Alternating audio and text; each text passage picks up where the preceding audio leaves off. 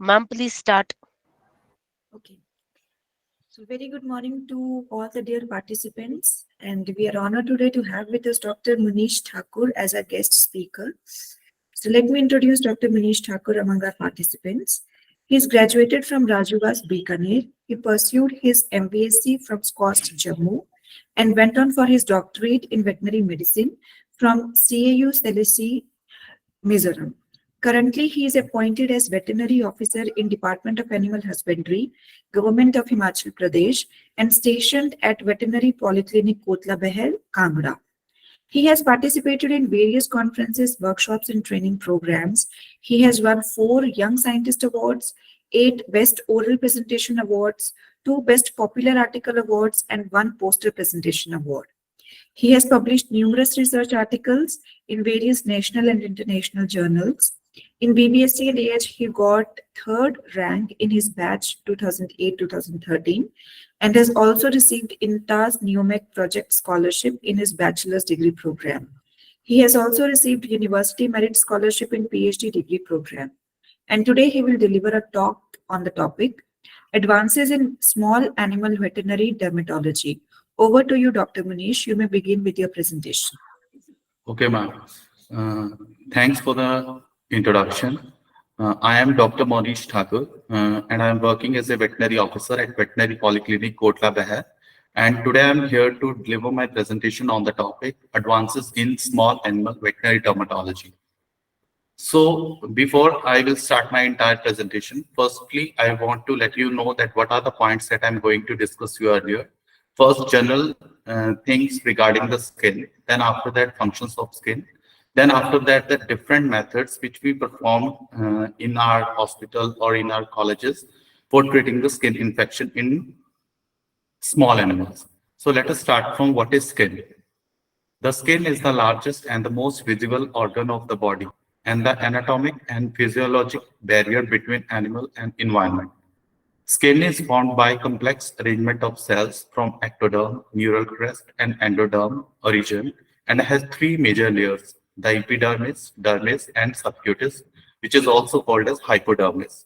A basic understanding of the skin's structure and function facilitates understanding of the pathological mechanisms associated with skin diseases. Not only skin is an organ with its own reaction pattern, but it also reflects processes occurring elsewhere in the body.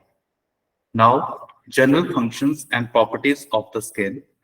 There are total 14 functions that were commonly noted for the functions as well as properties of the skin, such as enclosing barrier, environmental protection, motion and shape, adnexa production, thermoregulation, storage, indicator, immunoregulation, pigmentation, antimicrobial action, sensory perception, secretion, excretion, and finally vitamin D production.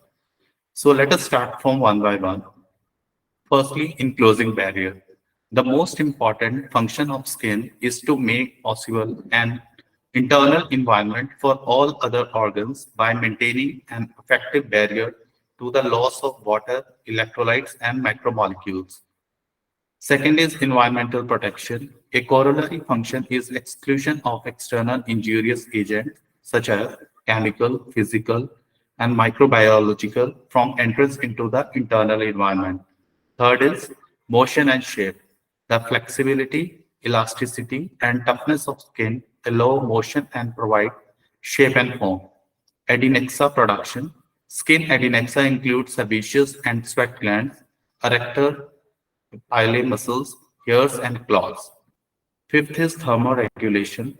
Skin plays a role in regulation of body temperature through its support of the hair coat, regulation of cutaneous blood supply, and sweat gland function.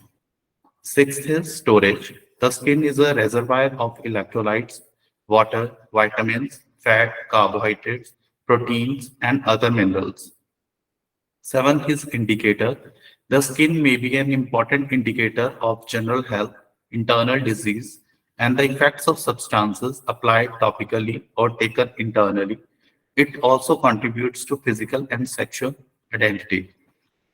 Eighth is immunoregulation. Keratinocytes, Langerhans cells, and lymphocytes together provide skin with an immunosurveillance capability to protect against development of cutaneous neoplasms and persistent infections. Ninth is pigmentation. Processes in the skin, such as melanin formation, vascularity, and keratinization, help determine skin and pore color. Skin pigmentation helps prevent damage from solar radiation and serves many other functions. 10th is antimicrobial action. The skin has antibacterial and antifungal properties by lipids, organic acids, lysozymes, and antimicrobial peptides. 11th is sensory perception. Skin is the primary sense organ for touch, pressure, pain, pruritus, heat, and cold. 12th is secretion. Skin is a secretory organ by virtue of its epitracheal, atracheal, and sebaceous glands. 13th is excretion. The skin functions in a limited way as an excretory organ. And finally, and the most important one is vitamin D production. Vitamin D is produced in the skin through stimulation by solar radiation. In the epidermis, vitamin D3, which is also called as cholecalciferol, is formed from provitamin D3, that is 7-dehydrocholesterol, by pre-vitamin D3 on exposure to sunlight. The vitamin D binding protein in plasma translocates vitamin D3 from the skin to the circulation. Vitamin D3 is then hydroxylated in the liver to form 25 hydroxy vitamin D3 and again hydroxylated in the kidney to form 1,5 dihydroxy hydroxy vitamin D3, which is an important in regulating epidermal proliferation and differentiation. Now, coming to the different steps that we have to follow in a systemic approach to a dermatological diagnosis. First is chief complaint. What is the client's primary concern? Second is signalement. The animal's age, breed, sex may assist in prioritization of differentials. Third is medical history. Information regarding past and current medical problems and treatments may provide answers. Fourth is dermatologic history. Obtain information about the original presentation and progression, previous treatments and responses, level of pruritus, involvement of other animals or people, seasonality for any honor preconceptions. Fifth is physical examination. Examine all the body systems. Sixth is dermatologic examination. Examine skin and hair coat, identify primary and secondary lesions, note distribution pattern, and configuration of lesions, evidence of pruritus, presence of ectoparasites or debris, check ears by otoscopic examination, feet, mucocutaneous junctions, and oral cavity. Seventh is differential diagnosis. Correlate history and examination findings to develop a prioritized list of possible diagnoses. Eighth is initial client education. Discuss the list of differential diagnosis with the owner and explain rationale for performing initial screening laboratory test. Ninth is screening laboratory test. It is simple and inexpensive diagnostic tests that are often helpful in confirming or ruling out common dermatologic diseases, include skin scraping, skin cytology, ear cytology, and trichograms. 10th is re-evaluate and differential diagnosis list and diagnostic or treatment options. Use the results of screening laboratory tests to narrow differential diagnosis list and formulate options for additional diagnostic tests or for treatment. 11th is upgrade client education. Discuss finding of screening laboratory tests with client and options for further diagnostic test or therapeutic plan, which including the treatment trials. And finally is additional tests or re-evaluations. Perform additional tests as needed to further narrow differential diagnosis until arriving at a definitive diagnosis. Schedule re-evaluations to monitor responses to therapy. Update the client at each and every step. Now coming to the diagnostic techniques, these are the common diagnostic techniques that you are able to see on the screen that we have to perform in our hospital or in our clinic or either in our colleges or universities.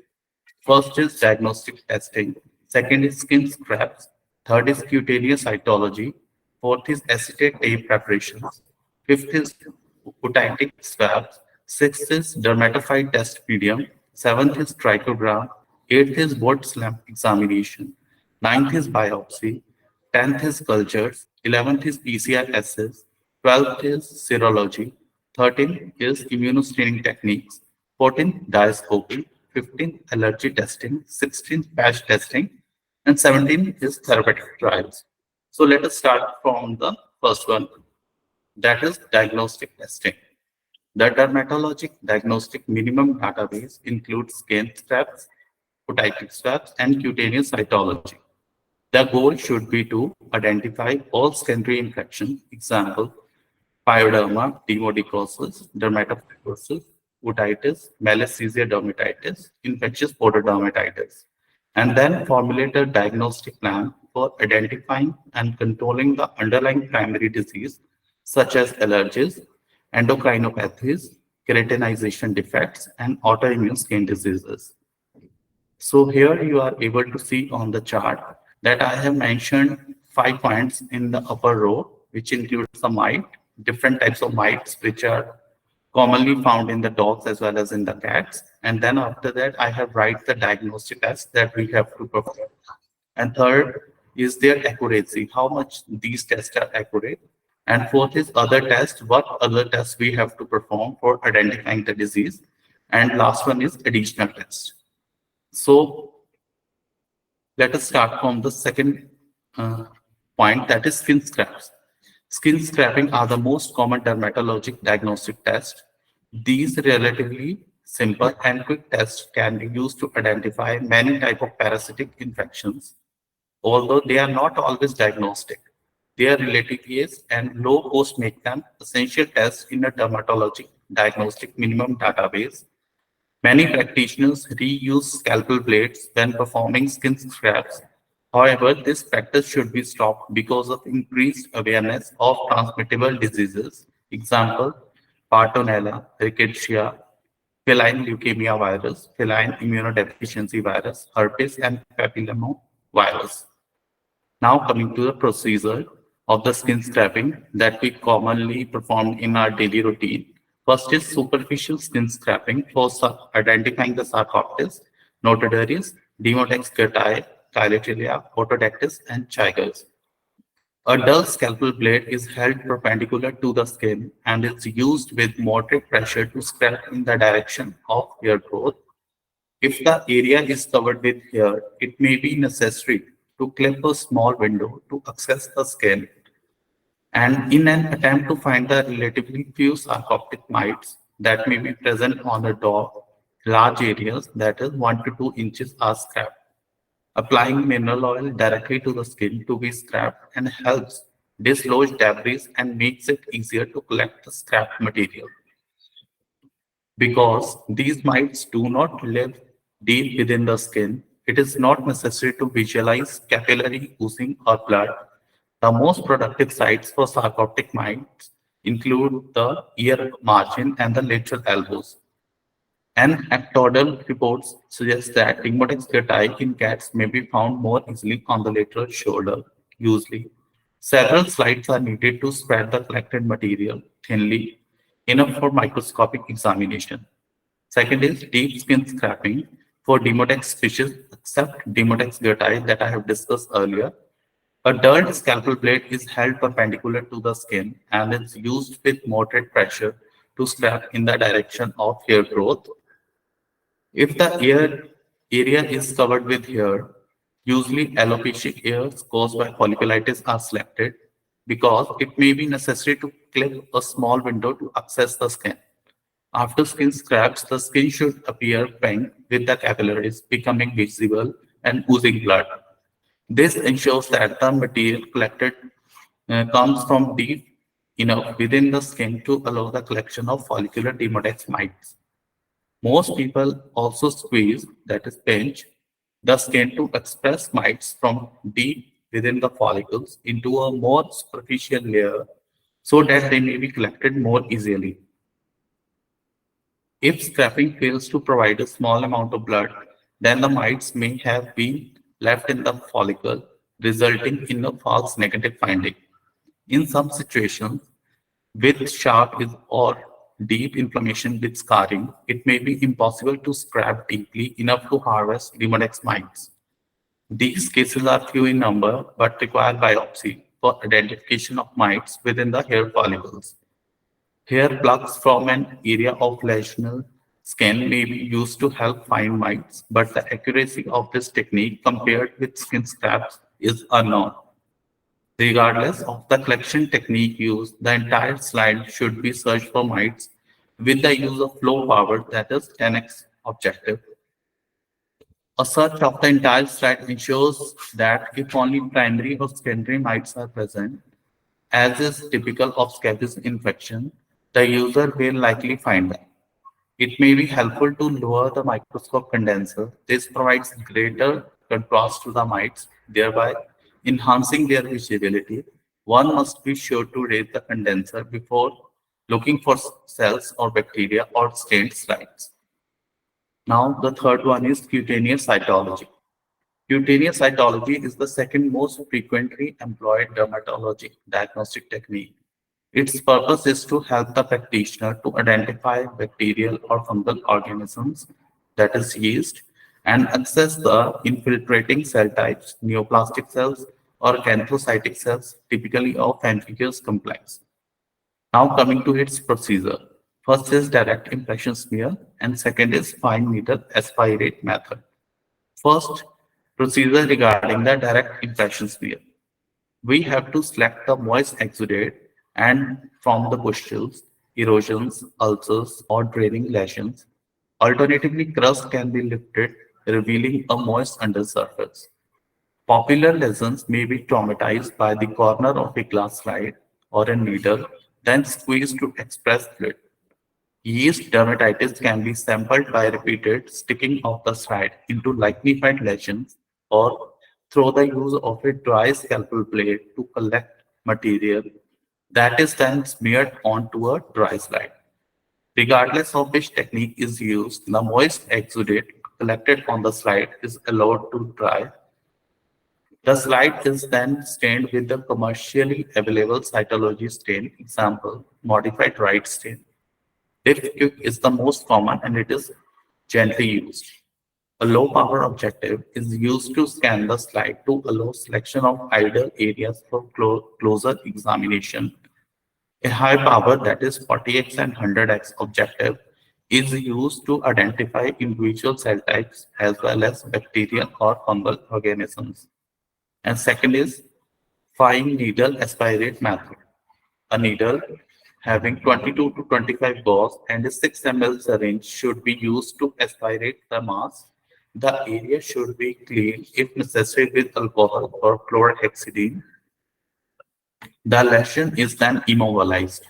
The practitioner should insert the needle into the nodule while aiming for the center of the lesion. Pull back on the plunger to apply suction. Release and redirect.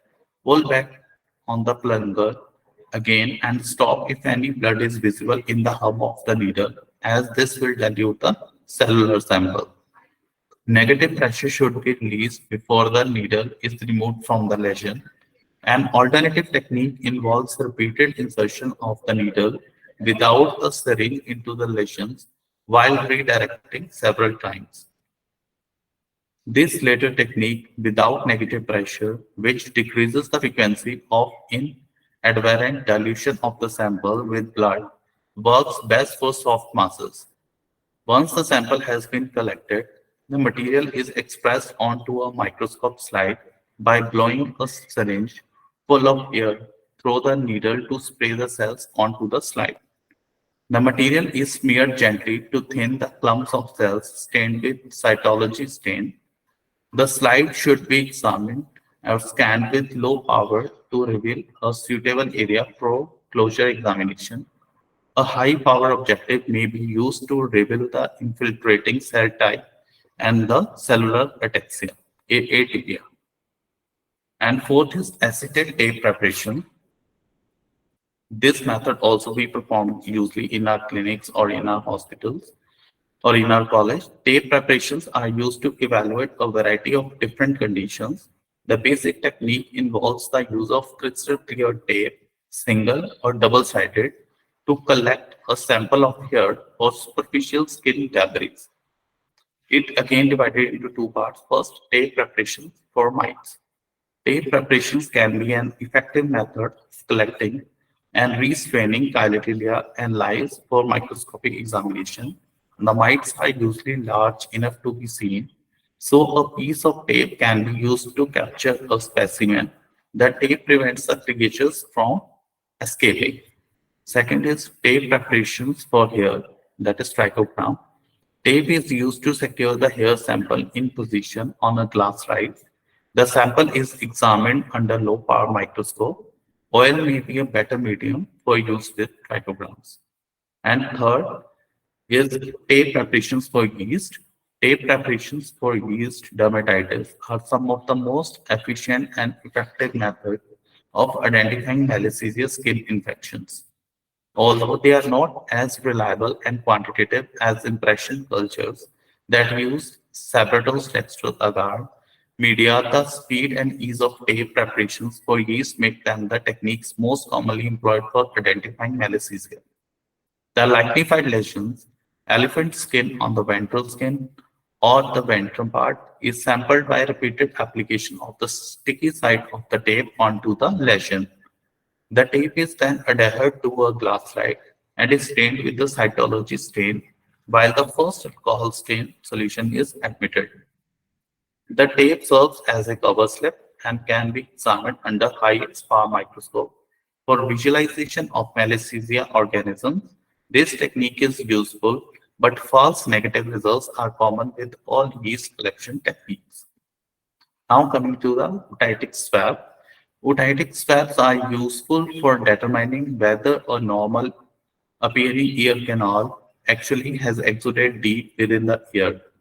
If a cotton swab is used to gently collect a sample and if it is relatively clean, then the ear likely is normal. If the sample demonstrates a black waxy exudate, then a mineral oil preparation should be performed for identification of any mites, example Otodactylus or Demonex. If the sample is light brown or demonstrates a purulent exudate, cytology should be performed for identification of bacteria or yeast. Now coming to the mites. Mineral oil can be used to dissolve the black waxy material collected from an otitic swab. The swab should be stirred in the oil to remove the exudate and to make the sample suitable for examination. The entire slide should be examined under low power microscope for identification of any mites. Usually autodactyl mites are easy to visualize, but dropping the condenser and scanning the entire slide may make the practitioner more certain of the diagnosis. Now coming to the bacteria or yeast. Otitic cytology is used to identify secondary yeast and bacterial otitis externa. Debris is collected with a cotton swab. An easy and quick technique is to roll the swab from the right ear onto the right side of the slide and the swab from the left ear onto the left side of the slide, assuming that the slide has markings by which to identify which direction is up. If the material is very waxy, then the end of the slide should be heated to help melt the wax and allow the stain to penetrate the sample. The sample should be stained with cytology stain, modified right stain, then examined under low power microscope, that is 10x objectives, so that a cellular area likely to include organisms can be identified. And then the high power microscope 40x or 100x oil immersion should be used to identify the organisms that are causing the secondary otitis. Now coming to the dermatophyte test medium fungal culture is also called as DTM. Fungal cultures are used to isolate and identify dermatophyte organisms. DTM is made with special ingredients that inhibit bacterial growth and turn red when dermatophytes grow. Alternatively, proprietary media plates that have unique attributes are available. However, DTM cultures remain the customary technique. Now coming to its procedure. The area is to be sampled is usually cleaned by gentle application of alcohol to the hair and skin. The alcohol should dry before the specimen is collected. Samples of hair, crust, or scale are collected from lesional skin with the use of a sterile forceps. Use of a wood slab to collect piercing hairs may enhance diagnostic accuracy. The collected material should be gently applied to DTM with care, taken not to busy the sample within the medium. Bringing the medium to room temperature before the sample is placed on its help to hasten fungal growth. Fungal culture plates with the large removable or flip-up lid, example, standard petri dish, or Bacti Labs culture plates may make sample deposition much easier. For animals with no lesions, that is, those with resolving infection or subclinical carriers, a new toothbrush can be used to brush the entire hair coat. The collected sample is then distributed onto the culture plate. Claws can be cultured by clipping an affected nail and grinding or showing its surface to produce small particles that are deposited onto the medium. Dermatophytes grow within the keratin structure of the claw, causing distinctive oncology. The TTM culture should be examined daily for 2 to 3 weeks. With dermatophytes, the medium will change color as soon as a white, buff-colored fluffy colony becomes visible on the medium. Some contaminants, that is usually black, gray, and green, will be able to change the medium to red, but only after growing for several days. If the culture place has not been evaluated daily, it will be impossible to change occurred in relation to the appearance of fungal colony growth. Once the fungal colony has been growing for several days, it begins to produce macroponidia, keeping the culture warm in a humid environment facilitates the formation of conidia. For the formulation of macroponidia should be sampled and microscopically examined so that the dermatophyte species can be identified. Clear acetate tape is touched to the surface of the fungal colony to be evaluated. The tape is then adhered to a glass slide and a drop of cytology stain is applied. The macroconidia are usually apparent under a low power objective. This is especially important in dogs because the identification of Microsporium canis may indicate the presence of an infected asymptomatic cat in the immediate environment. Identification of Trichophyton or Microsporium gypsum suggests an environmental source for the dermatophyte infection other than an infected cat. Now coming to the trichogram. A trichogram is used to visualize the hair for evidence of pruritus, fungal infection, and pigmentation defects, and to access the growth phase for evaluation of hair tips, roots, and shafts. Now coming to its procedure.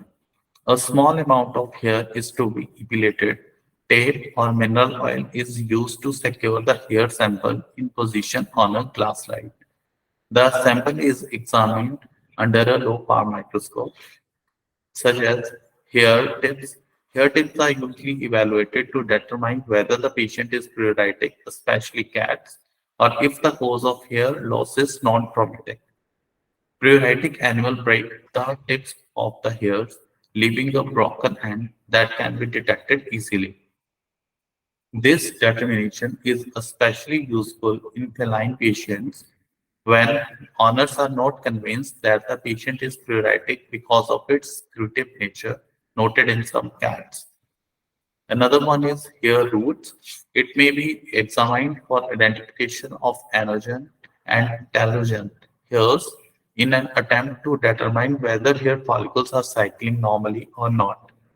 In most breeds, the greatest number of hairs will be found in the telogen stage, but some anagen hairs should be identifiable. In breeds with prolonged growth periods, such as poodles, most of the hairs may be in anagen, with relatively few hairs in the telogen stage. During telogen deflection, all of the epilated hairs are observed to be in the telogen. Now coming to the hair shafts. Dermatophyte ectotrichs sometimes can be visualized in patients with dermatophytosis. Identification of ectotrichs can be difficult, and potassium hydroxide (KOH) and cytology stain may be required to help dissolve the excessive keratin. With ectotrichs, the cortex of the hair appears swollen and damaged, and if broken, the ends appear frayed like a broom. The organism's small spherical structures may be clumped around the damaged region of hair shaft. Hair shafts can be examined for pigmentary clumping, which is suggestive of color dilution, alopecia, and follicular dysplasia. Ectoparasite eggs attached to the hair shaft may be visible with pediculosis and phyllotiliosis.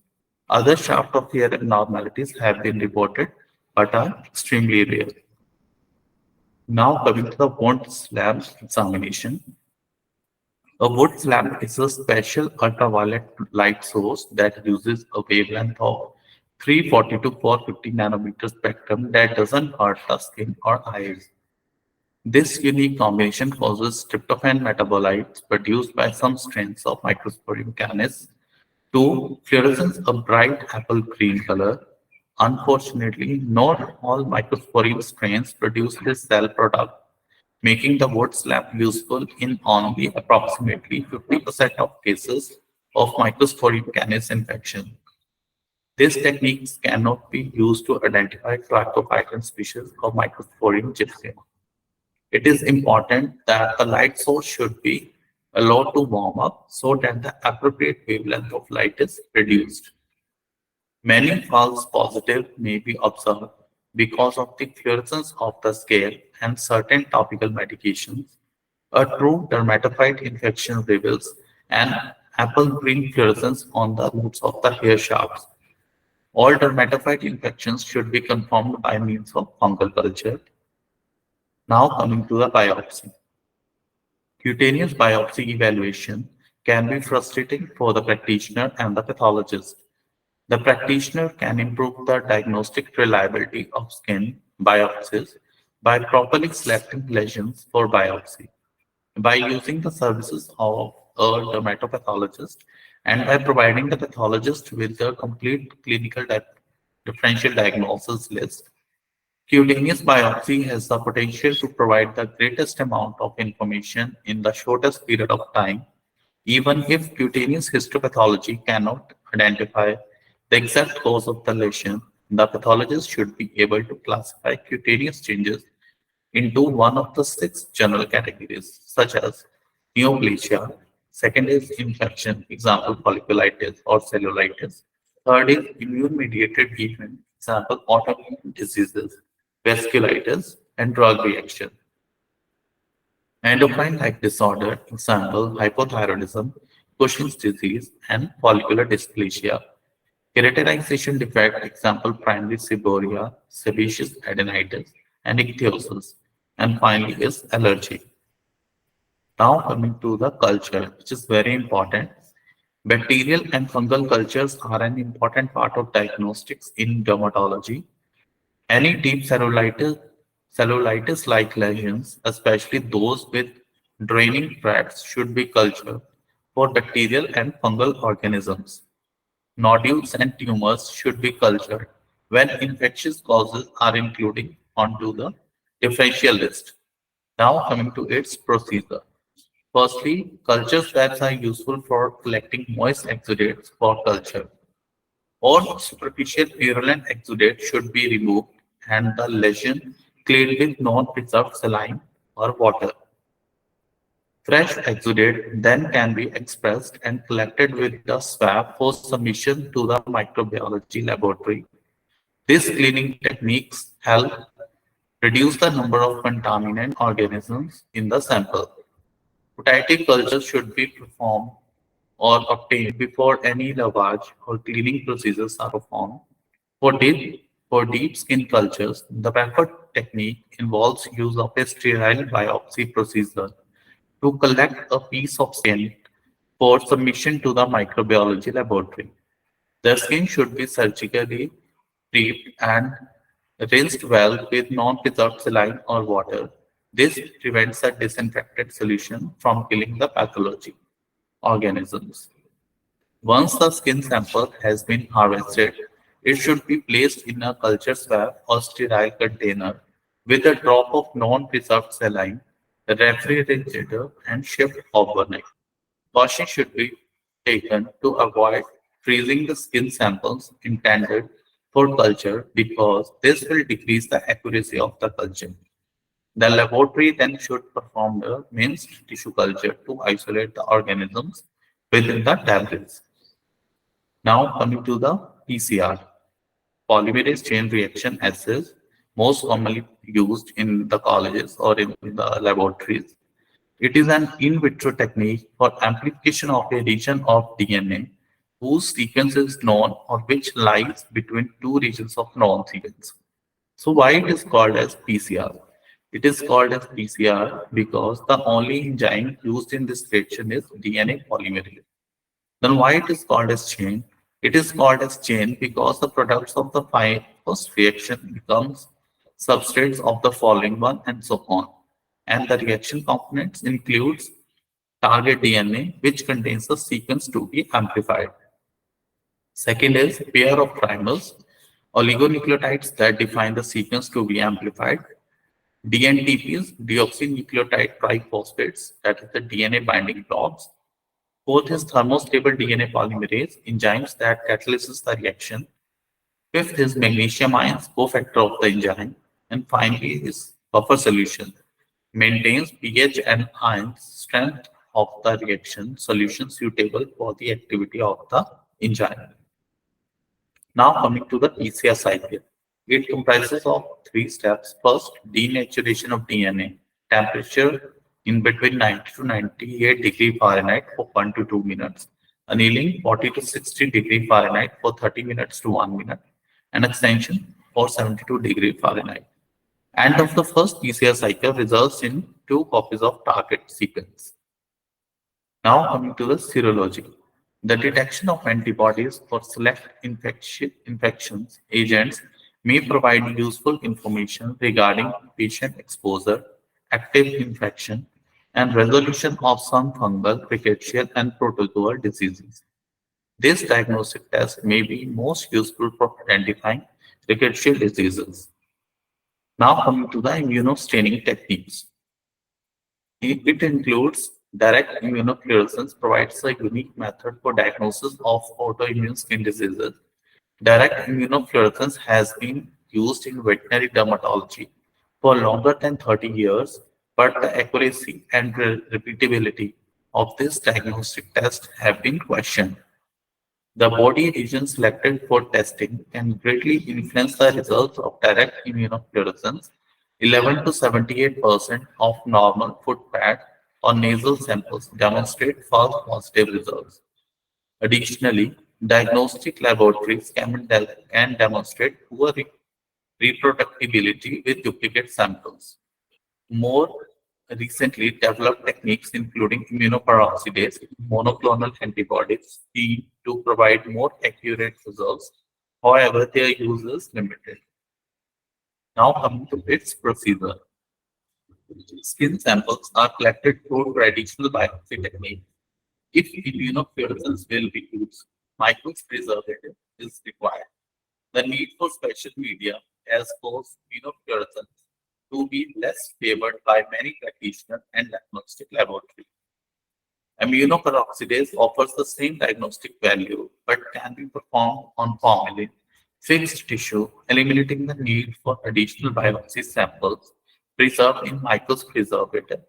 The diagnostic laboratory should be contacted in advance for testing availability and sample requirements. Now coming to the diascopy. It is a simple technique that involves placing a glass slide over an erythematous lesion and applying moderate pressure. The skin under the slide blanches, that is, turns white as the blood is squeezed out or remains erythematous.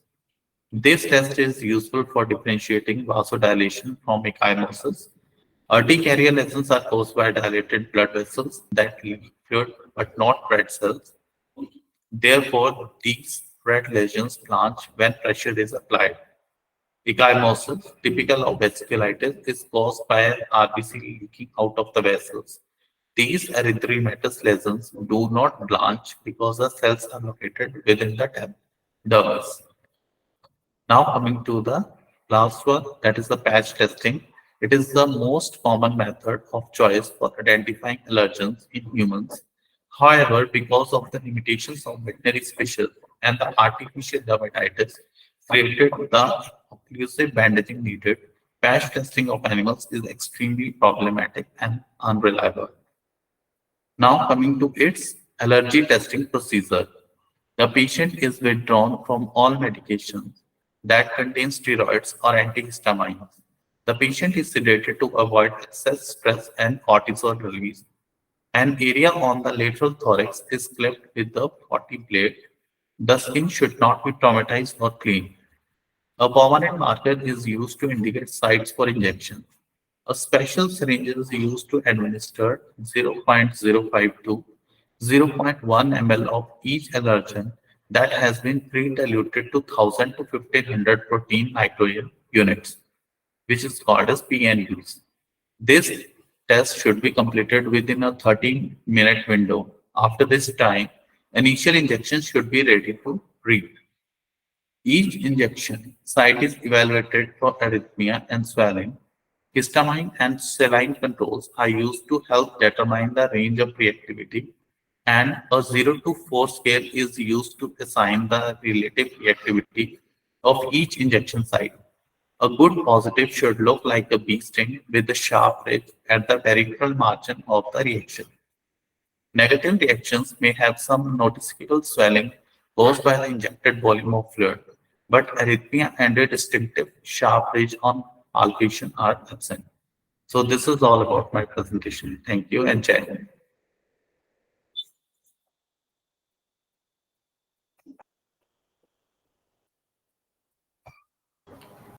Thank you so much, Dr. Manish, for this elaborative presentation on the small animal skin diseases and all. Now, I request our participants to raise their queries, if any. They may directly ask our speaker or they may type in the chat box.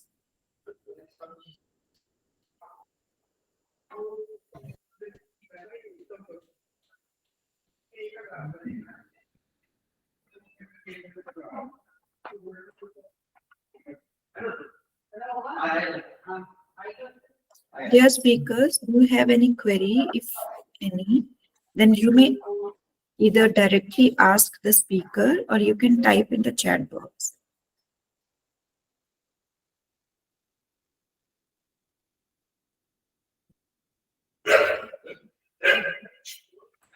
Dr. Manish, there is one question in the chat box. Shall I So what read it for and you? yes, my ma'am, it is visible. Sir, what antibiotic is most suitable for the treatment of dermatitis? First, for that you have to came to know that whether it is from which origin, whether it is from bacterial, viral, fungal, parasitic.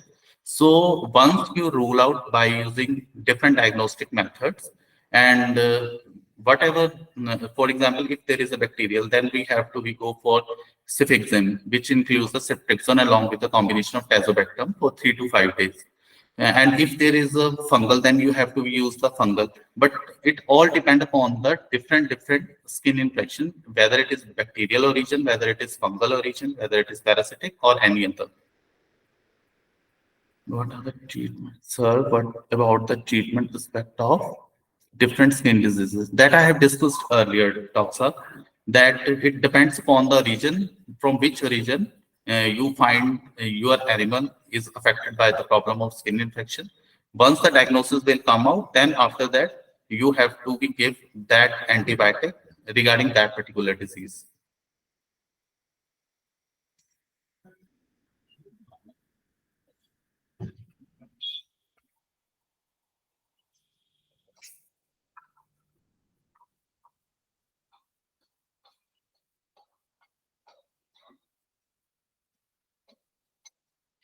So I think this is all for today. I thank you, Dr. Manish, for your for sharing your time and your knowledge and wisdom with our participants on this platform. And we hope for future collaborations too. So we may now leave the presentation and leave. Thank you so much, Dr. Manish. Thank you so much, ma'am.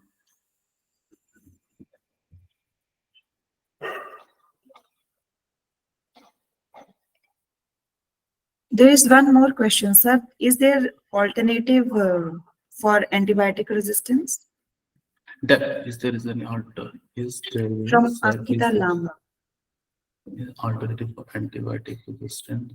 No, there is not any alternative. But yes, you can go for the herbal nanomedicine that we commonly use for treating the demodicosis in case of dogs. Is there any other